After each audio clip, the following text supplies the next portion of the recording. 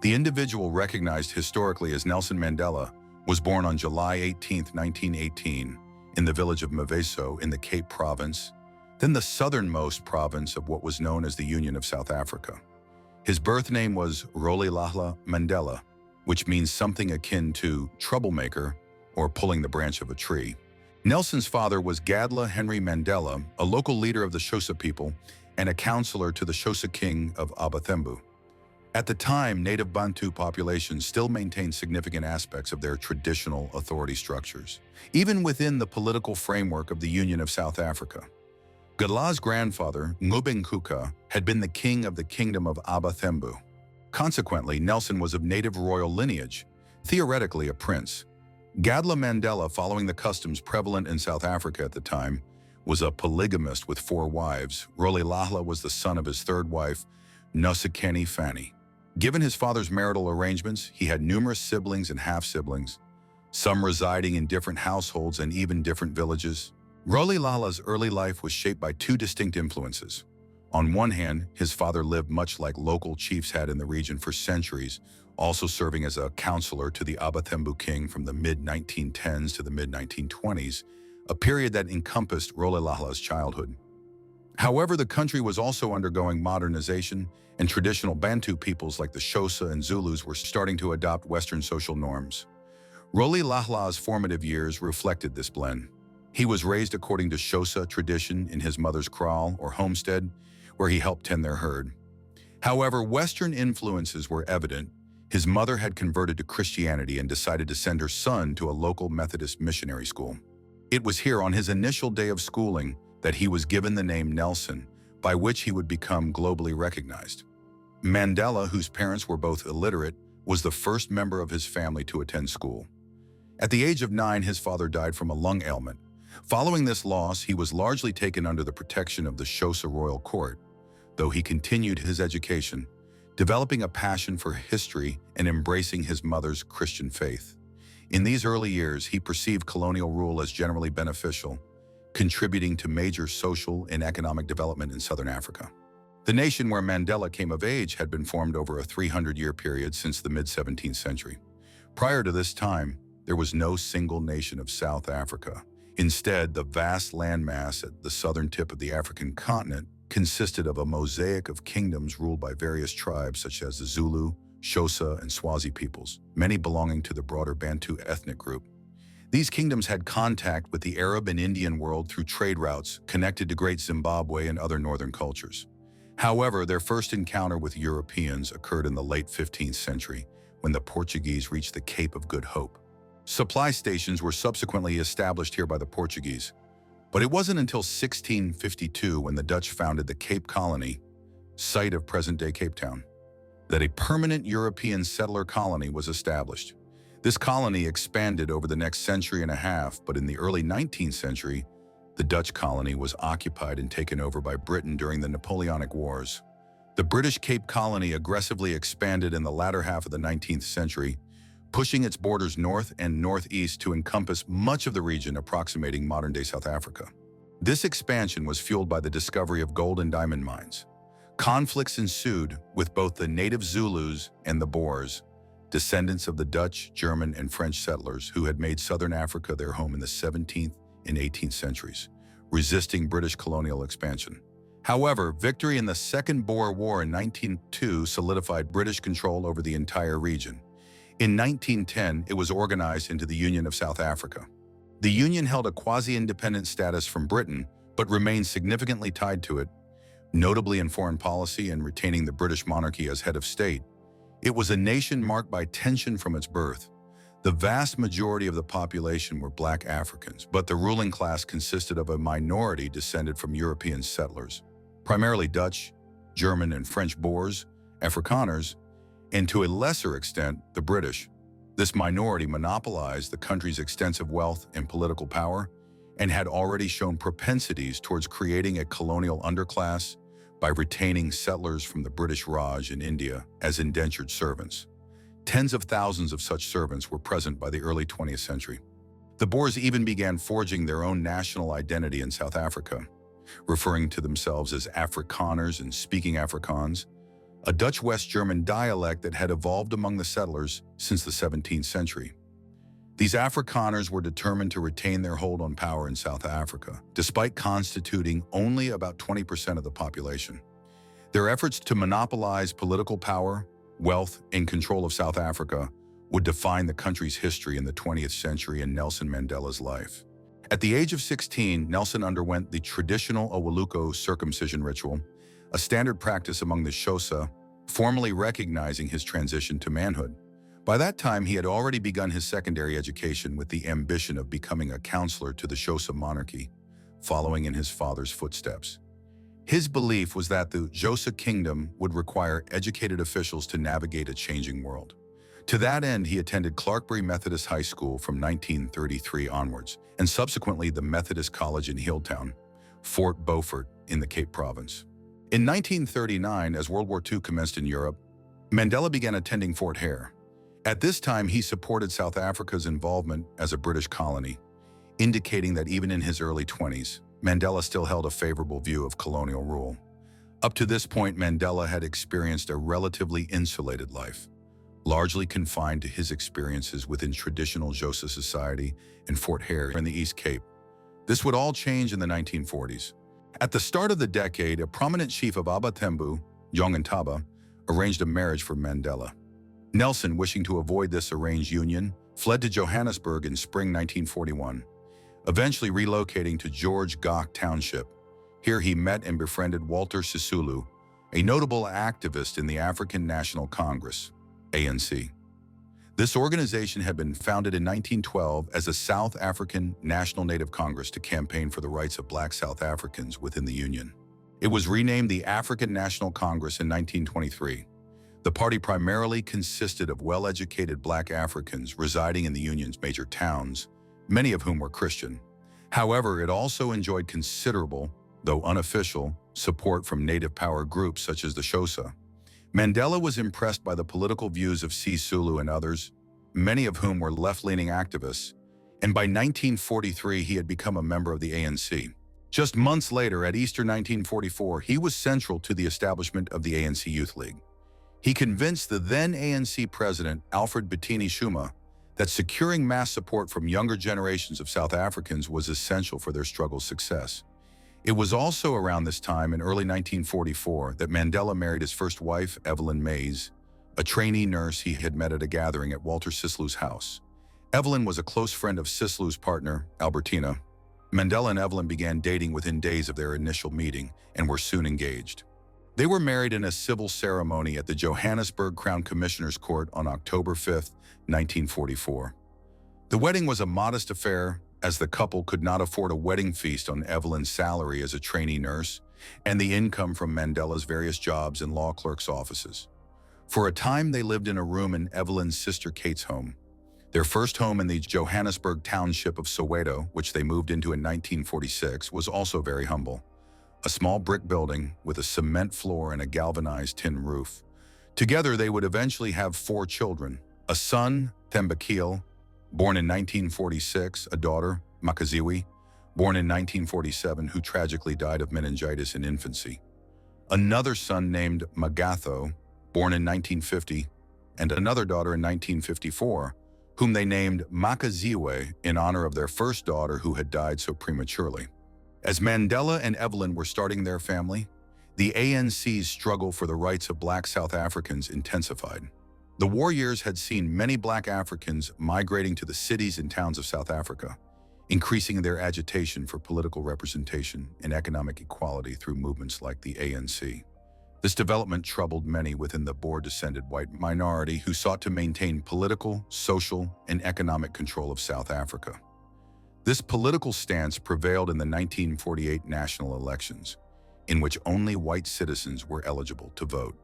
In this election, the Herenigde Nasionale Party, led by D.F. Malan, a staunchly anti-Black right-wing party, considerably increased its vote share, and allied with the similarly right-wing Afrikaner Party to outflank the more moderate United Party of Jan Smuts. Malan became prime minister in 1948. The HNP and Afrikaner Party would unite in 1951, forming the National Party, which would dominate South African politics for the next 4 decades. More immediately, in 1948, Milan began overseeing the introduction of the policy of apartheid, meaning apartness or separateness in Afrikaans. This policy aimed to create a two-tiered society in South Africa, where the white minority would maintain its monopoly on political, economic, and social power. Society would be segregated, with whites and blacks compelled to live in separate neighborhoods, use different restaurants, swimming pools, public transport, and public restrooms. Legislation was also introduced to restrict the civil liberties of the black majority. To a considerable extent, this policy mirrored the segregation system developed in the southern states of the USA following Reconstruction's failure after the American Civil War. Even prior to the introduction of apartheid in 1948, Mandela was already deepening his involvement in South Africa's political arena. In 1947, he was elected to the Executive Committee of the ANC in Transvaal Province in northeastern South Africa. Following the 1948 election, he, Sisulu, and others were instrumental in effectively ousting Alfred Bitini Zuma as ANC president. Zuma was considered too conservative. He was succeeded by James Maraca, with Sisulu becoming the new Secretary General of the ANC. A more militant approach was adopted in light of recent political developments in South Africa and the emergence of black nationalist movements across the African continent after World War II. Mandela also emerged as a significant figure within the party, becoming a member of the party's National Executive Committee in 1950. Furthermore, the introduction of the Suppression of Communism Act in 1950 by the apartheid regime had the effect of drawing many black South African militants to the South African Communist Party in the 1950s. In 1952, Mandela addressed several ANC rallies that drew thousands of supporters, establishing himself as one of the movement's most prominent figures. He was duly appointed president of the ANC in the Transvaal region that year. Meanwhile, he continued to work for several law firms, eventually passing the attorney's exams in 1953 and opening his own law firm in Johannesburg shortly thereafter. He spent much of the mid-1950s representing black South Africans who were being persecuted by the apartheid government. The mid-1950s marked a period of substantial change in South Africa. The apartheid government intensified its efforts to forcibly relocate tens of thousands of black South Africans from certain parts of cities and towns, aiming to create exclusively white neighborhoods. This was legally and logistically facilitated by the passage of the Natives Resettlement Act of 1954. With this development, prominent ANC leaders like Sisulu and Mandela concluded that black South Africans could only overcome institutionalized inequality and oppression through militant, violent action. Consequently, in 1955, the ANC issued the Freedom Charter, advocating for a non-racial society based on equality in South Africa. Simultaneously, the ANC began acquiring weapons from other powers. Given the Cold War context and the apartheid regime's alliance with Western powers, these weapons inevitably came from the Communist bloc, particularly the People's Republic of China. At the same time, Mandela's first marriage to Evelyn deteriorated in the mid-1950s. She accused him of physical abuse and left with their children in 1956, initiating divorce proceedings. Mandela denied the accusations and filed for custody of their children, though it appears clear he was unfaithful in his marriage. Ultimately, the divorce was finalized by 1958. Shortly thereafter, Nelson married Winnie Madikizela, whom he had met and begun dating the previous year. They would have two daughters together, Zinani and Zinziswa, born in 1959 and 1960.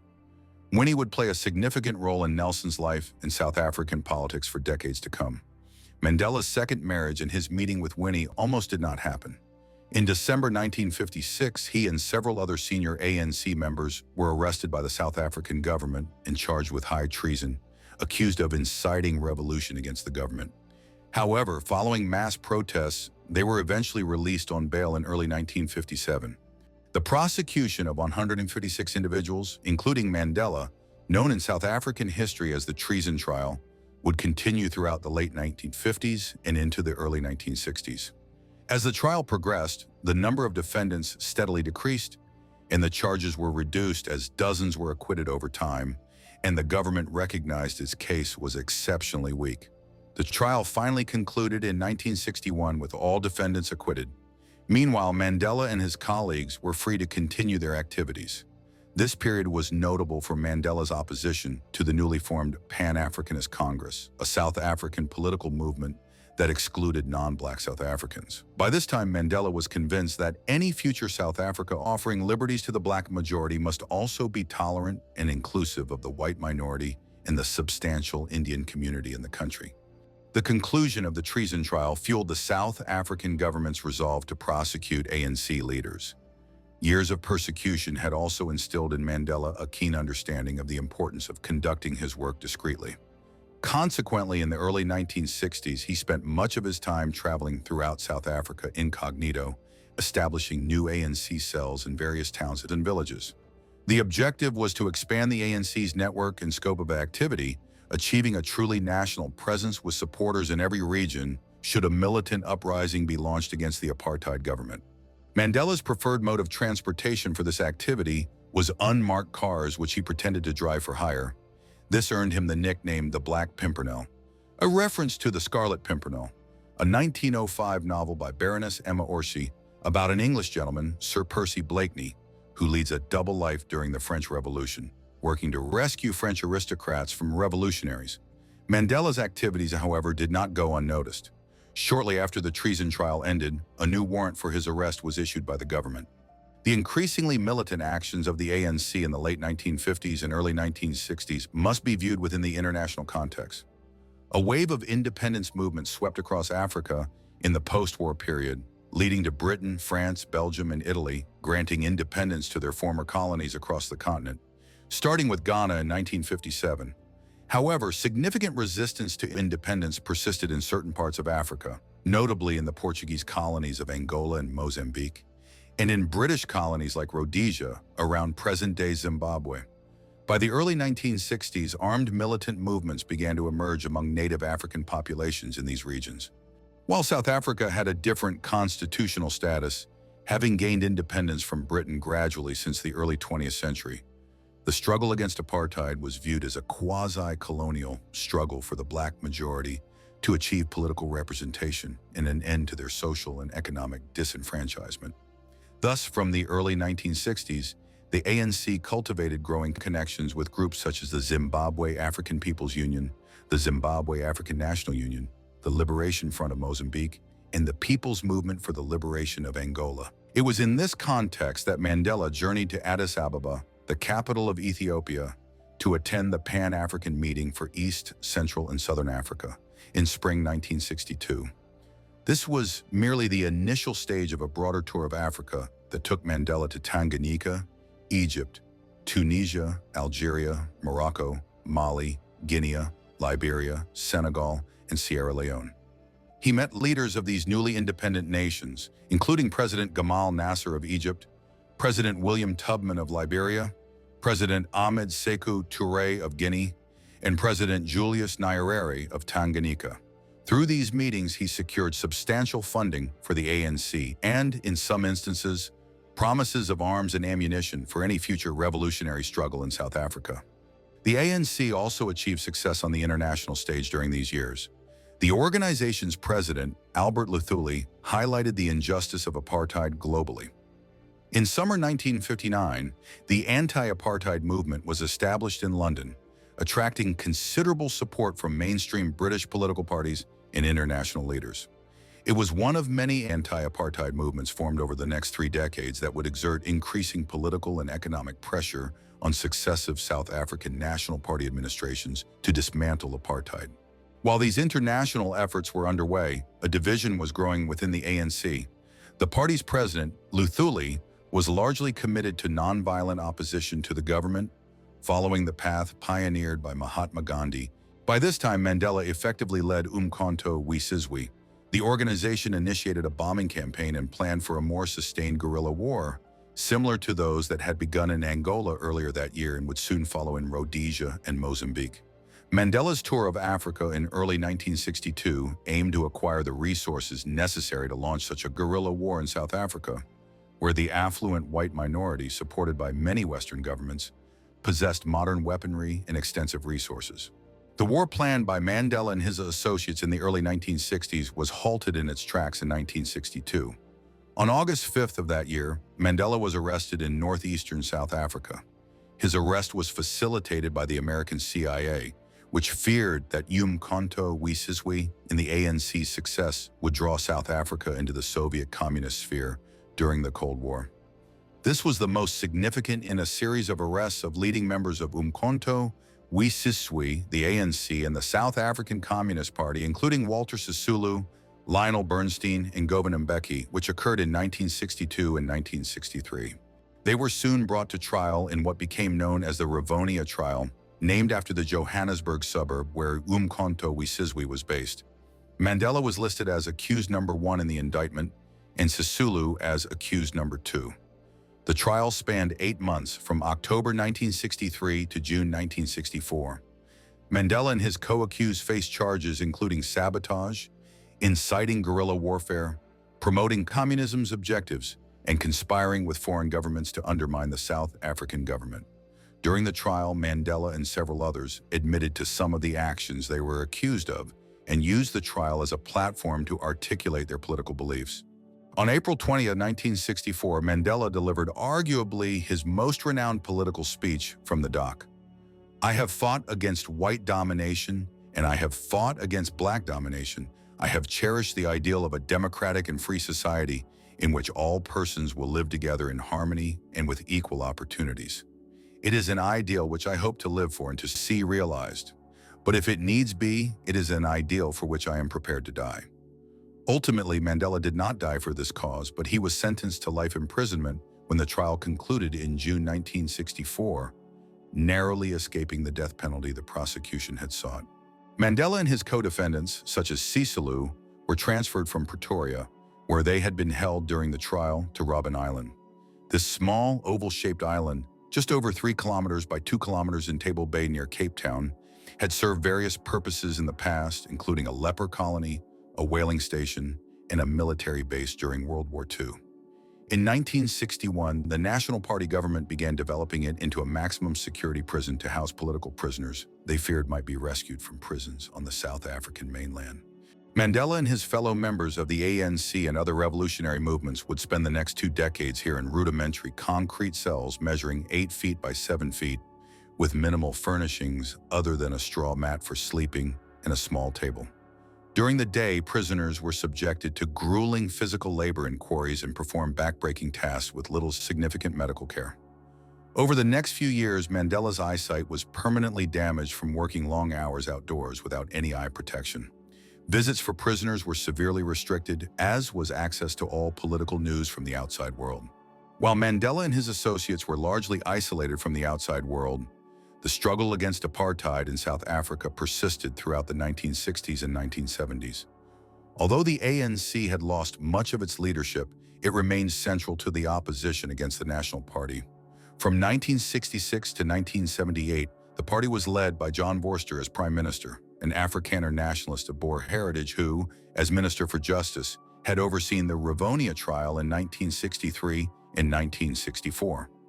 Under Vorster's leadership, the South African government intensified its apartheid policies and significantly increased military spending to enforce its laws and prevent an uprising. During this period, all forms of non-white political representation were eliminated across South Africa.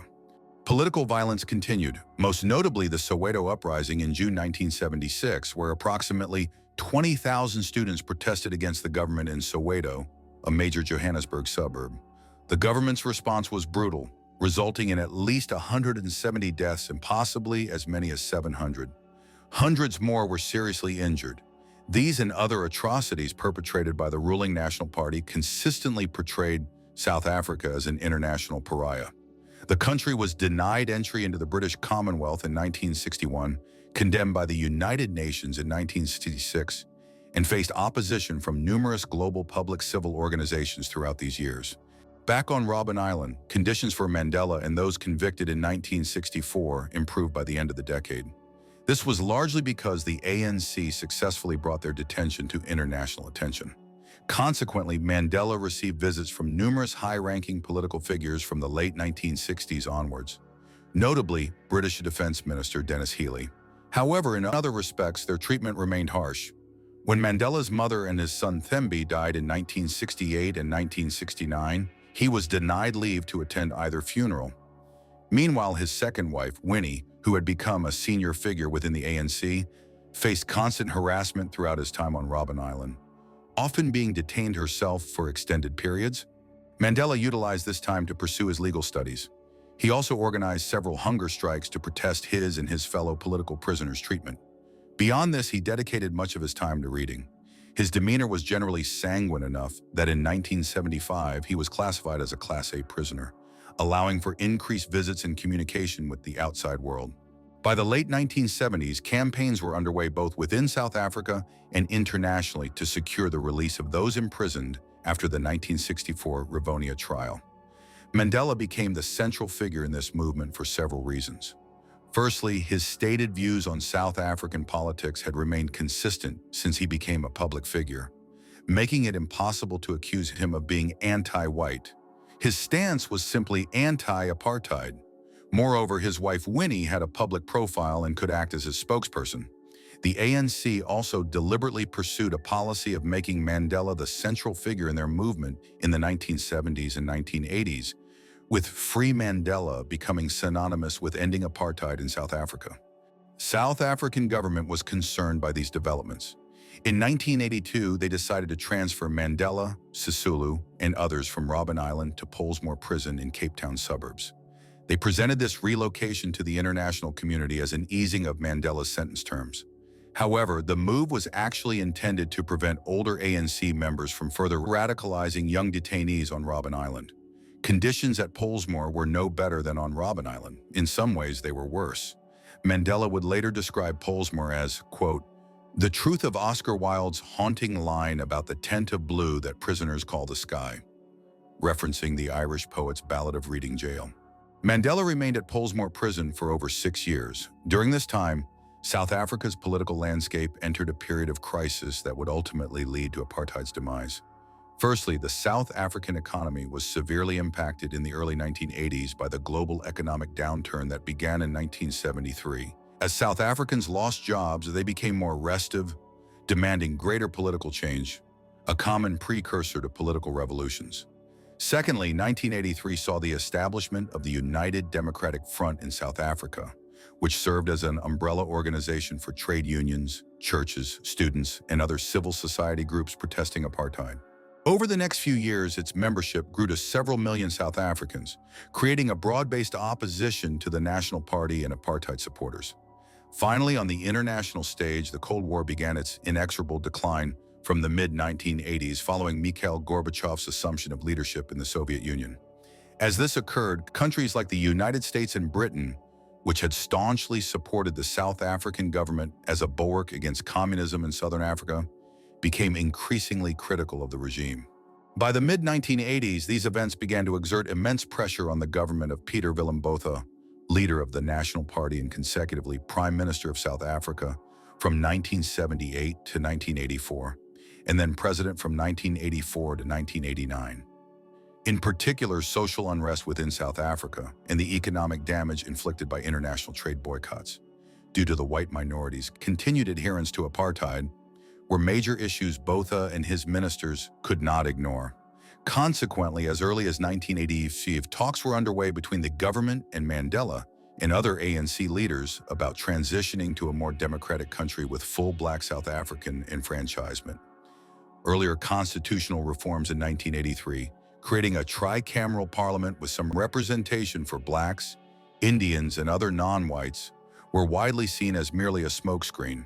However, in the late 1980s and early 1990s, he would dramatically alter course to prevent South Africa from descending into racial civil war. By the time de Klerk became president in autumn 1989, Mandela had been moved from Pollsmoor Prison to Victor Verster Prison near Paarl in the Western Cape. He had contracted tuberculosis at Pollsmoor in 1988 due to the damp conditions and was moved to Victor Verster for recuperation. Within weeks, de Klerk discussed legalizing the ANC and releasing Mandela with his cabinet, moves he believed were inevitable after the Berlin Wall fell in November 1989 and the Western justification for supporting the apartheid government eroded alongside the wall in Germany. Thus, in December 1989, de Klerk met with Mandela and indicated his impending release from prison after a quarter-century in detention. However, in a surprising move, Mandela requested a delay to consult with other ANC leaders and prepare for his release. Consequently, Mandela finally walked out of Victor Verster prison as a free man on February 11, 1990. Images of him walking out, hand in hand with his wife Winnie, remain some of the most iconic political images of the late 20th century. While Mandela was released in early 1990 and significant efforts were underway to end apartheid, the process was lengthy and complex. A society divided for over 40 years could not be fundamentally transformed in just a few weeks.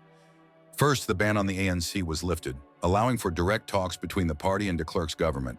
Concerted negotiations took place at the Convention for a Democratic South Africa, held at the Johannesburg Trade Center in December 1991.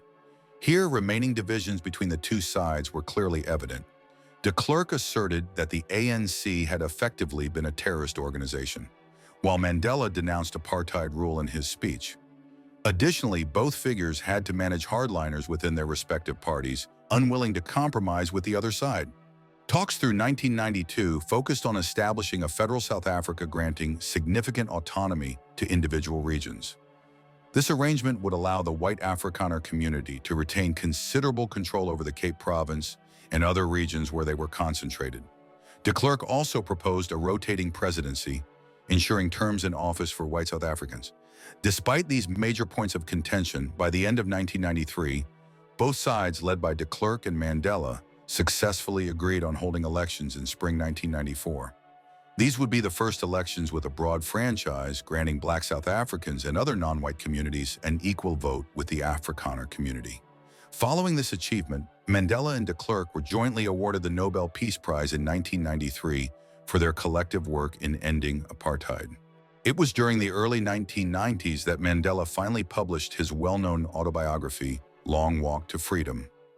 Mandela had begun writing it while imprisoned on Robben Island in the 1970s, but attempts to smuggle the text out and have it published in London had failed, with guards confiscating pages at various times. Now, most likely with a ghostwriter's assistance, he published it in 1994. The book extensively detailed his youth and early life before delving into his political career and beliefs in the latter part. Yet it was also a product of its time, with Mandela either toning down certain sections or emphasizing others to align with the political needs of the transition from apartheid. For instance, little is said about de Klerk's complicity in some of the National Party government's more violent actions in the 1970s and 1980s, while many aspects of the terror campaign conducted by the ANC, much involving Mandela's second wife Winnie, were obscured. Despite these issues, the book became a bestseller and stands as a powerful testament to one man's endurance through nearly 30 years of imprisonment. The first free and fair elections in South Africa's history took place between April 26 and 29, 1994. Nearly 20 million votes were cast, a significant portion of the eligible electorate in a country of 43 million at the time. Mandela ran for president as head of the ANC and won a clear majority with 62% of the votes. De Klerk and the National Party received just over 20%. Continuing societal divisions were evident in the Inkatha Freedom Party, a right-wing Black South African party opposed to reconciliation with the Afrikaner community, which garnered over 10% of the vote. The Freedom Front, a right-wing Afrikaner party whose primary goal was establishing an independent Cape colony dominated by white South Africans, also received hundreds of thousands of votes. While this indicated significant work remained for national reconciliation, the election brought Mandela and the ANC to power. He was inaugurated in Pretoria on May 10, 1994. He would lead a government of national unity that included cabinet positions for members of any party securing more than 20 seats in parliament, as agreed by the ANC and the National Party before the elections. Thus, de Klerk, along with Thabo Mbeki, the ANC's deputy president, became deputy presidents of South Africa. Many challenges confronted South Africa upon Mandela's assumption of the presidency in early summer 1994. Although apartheid had ended, South African society remained deeply divided. Perhaps more significantly, the country's economic state was poor. Most wealth was concentrated in the white minority's hands, with the majority of Black South Africans living in poverty. Finally, South Africa's international trade was in a dismal state following years of international boycotts protesting apartheid. The challenge for Mandela was compounded by the ANC's campaign platform promising significant economic and social improvements for Black South Africans. Yet how this would be achieved was far from clear. Mandela perceived his primary role as president to oversee the transition to a new post-apartheid South Africa and foster national reconciliation. There was no guarantee in 1994 that the country would not descend into racial violence. Mandela aimed to prevent this by appealing to all South Africans to forge a new rainbow nation, a term coined by Archbishop Desmond Tutu of Cape Town to describe a multiracial country. Mandela spearheaded this effort. He openly respected the history and culture of the white Afrikaner population and sought to build relationships with former adversaries. He frequently spoke of peace and reconciliation, though it wasn't always easy. His relationship with de Klerk in the unity government, for instance, was strained. The National Party leader found it difficult to assume the role of junior partner after nearly 50 years of uninterrupted National Party rule. A significant symbolic event in this national reconciliation process was the 1905 Rugby World Cup, hosted by South Africa. Rugby was generally seen as a white sport in South Africa, but Mandela encouraged Black South Africans to support the team. A symbolic moment in the forging of the new nation occurred when Mandela presented the trophy to the victorious South African team after their final victory against New Zealand. More broadly, while national reconciliation was not a complete triumph, many Afrikaners left South Africa and racial tensions persisted in many areas. Mandela was successful in preventing major racial violence in post-apartheid South Africa. Mandela's government faced immense challenges in developing South Africa economically, yet it also possessed several advantages. Firstly, it could redirect much of the spending allocated to the military and security services under the National Party towards social welfare and infrastructure development. Secondly, foreign investment arrived after years of South Africa's international isolation due to apartheid, and foreign markets opened to South African goods. Finally, the latter half of the 1990s witnessed significant global economic growth as the Cold War's end fostered a truly globalized economy, and China's economic miracle began. The government also took steps to enhance its economic power and improve the lives of ordinary South Africans, nationalizing some industries and assets and reforming labor laws to benefit employees and small business owners.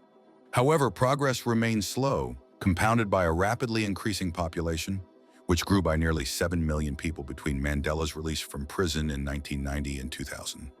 Nevertheless, millions of people gained access to running water, electricity, basic health care, and education during Mandela's presidency. He has, with considerable justification, been criticized for failing to address the spread of HIV/AIDS in South Africa and the country's persistent crime problem. During his term as president of South Africa, Mandela established himself as a leading global statesman, a remarkable transformation after decades of being condemned as a terrorist by governments in Washington and London.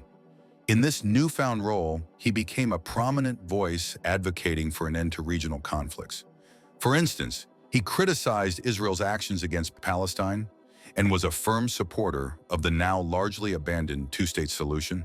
He also urged India and Pakistan to improve relations, hoping to prevent a new war between these nuclear-armed adversaries, who remained in disagreement over the status of Kashmir. Closer to home, Mandela played a leading role in mediating an end to the violence in Rwanda following the civil war between the Hutus and the Tutsi. However, his close relationship with Libyan dictator Muammar Gaddafi is viewed negatively in hindsight. More broadly, Mandela was elected Secretary General of the Non-Aligned Movement in 1998. This large group of dozens of states emerged during the Cold War, seeking to remain aloof from major military alliances like NATO. Despite Winnie Mandela's emergence as a leading figure within the ANC, viewed in the 1990s as a potential future president of South Africa, Nelson and she grew apart quickly after his 1990 release from prison. Their relationship was understandably strained after nearly 30 years of separation. She was also engaging in an affair, and Nelson was a serial womanizer whose first marriage also ended due to his infidelity. They separated in 1992, and Nelson filed for divorce in 1995, which was finalized the following year. His motivation for finally seeking a divorce was clear. Upon becoming president in 1994, Mandela was already in his mid-70s and suffered from numerous ailments caused by harsh prison conditions between the early 1960s and 1990. Consequently, he never intended to seek a second term as head of state, viewing his primary role as overseeing the transition to a post-apartheid South Africa. Furthermore, a younger generation of ANC members saw themselves as the party's future power core. None was as influential as Thabo Mbeki, who joined the ANC in 1956 at age 14. He spent much of his adult life abroad, studying economics in London and serving as an ANC representative in various African countries until 1990. In 1994, he was elected Deputy President of South Africa alongside de Klerk and also Deputy President of the ANC. Once the new constitution was in place in 1996, Mandela began transferring governmental control to Mbeki.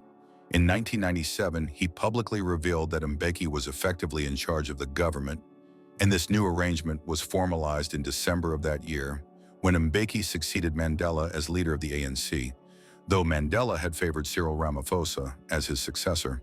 Thus, while Mandela remained the official president until his 5-year term ended in summer 1999, he began stepping back from the position from 1996 onwards once the new constitution was enacted. Following the end of his presidency, Mandela intended to largely withdraw from frontline politics. However, such was his status as one of the world's foremost and most respected elder statesmen, combined with his own restless nature, that he soon became involved in new initiatives on the African and international stages. In 1999, he established the Nelson Mandela Foundation, through which he undertook extensive work in South Africa to combat HIV/AIDS. This disease had and continues to have its epicenter in South Africa, with prevalence rates significantly exceeding 10%. By the late 1990s, Mandela also had a personal stake in the issue, as his son Magatho was suffering from AIDS and would die from the illness in 2005. On the international stage, he also sought to pressure Western nations to improve Africa's economic state. He criticized the US-led invasion of Iraq in 2003. Closer to home, he urged Robert Mugabe, the leader who rose to power in Zimbabwe after white minority rule ended in the late 1970s, to step down. Mugabe and his ZANU-PF party mirrored Mandela and the ANC in their early days, but had drastically diverged in the 1980s, with Mugabe becoming a near dictator and ZANU-PF engaging in acute corruption and human rights abuses. When Mugabe refused to step down, Mandela publicly condemned him. Other notable aspects of Mandela's retirement years included his campaigning for South Africa to host the 2010 FIFA World Cup and his leading role in establishing the Elders in 2007. A group of prominent, experienced, and respected former world leaders collaborating to promote world peace and human rights. Despite his continued activity in the 2000s, Mandela's health deteriorated. In 2001, he underwent treatment for prostate cancer. In subsequent years, Mandela's aides made it clear that his public appearances were limited due to his health. When South Africa hosted the World Cup in summer 2010, Mandela could only make limited appearances despite having campaigned for it. Discussion about his deteriorating health, then in his early 90s, was widespread. The following spring, he was hospitalized for a respiratory issue, and lung ailments persisted over the next 2 years. These ultimately led to his death. Unfortunately, South Africa has not fully realized the ambitions Mandela held for it in the post-apartheid era. On one hand, the end of apartheid brought it into the fold of fully democratic nations with significantly improved civil liberties and political transparency. It is also currently classified as a newly industrializing nation with one of Africa's largest economies, though much of this is due to its relatively large population, nearing 60 million today, in the legacy of wealth generated in the late 19th and early 20th centuries. However, vast problems persist in the country. Nelson Mandela is one of the truly iconic figures of the late 20th and early 21st centuries. He is revered today as the individual who peacefully led South Africa away from one of the 20th century's most unjust political systems. There is an element of paradox here, as Mandela's early life saw him gradually oppose European colonialism in Africa and white minority rule in South Africa, to the extent that he was prepared to engage in terrorism to overthrow apartheid. Yet despite his arrest and incarceration for over a quarter century in often brutal conditions, he showed no desire to persecute the white minority when apartheid was finally dismantled at the end of the Cold War and the ANC came to power. Instead, he endeavored to build a new South Africa, one that was inclusive of all its people and would move beyond its fractious past. What are your thoughts on Nelson Mandela? Would ending apartheid peacefully have been impossible without his leadership, and have his successors as African National Congress leaders betrayed his legacy? Please share your opinions in the comment section, and in the meantime, thank you very much for watching.